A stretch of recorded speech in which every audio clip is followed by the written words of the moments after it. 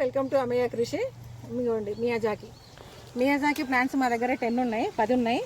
మేము పోయిన సంవత్సరం ఉగాది పచ్చడి కూడా పెట్టినాము. అంటే వీటిని 2.5 లక్షలు 3 లక్షలు అని ఇష్టం ఉన్నట్టు లక్షలే ఇంకా ఏం లేదు. మరి ఆ లక్షలు పెట్టడం కంటే సపరేట్గా ల్యాండ్ కొనుక్కుంటే నయం కదా అనే ఆలోచన కూడా కొంతమందికి వస్తున్నది.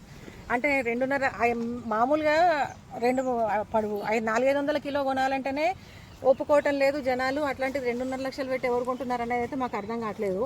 టేస్ట్ ఓకే బాగుంటుంది, కానీ ఎక్స్ట్రాడినరీ అట్లా కాదు, మామిడి పండు లాగానే ఉంటుంది.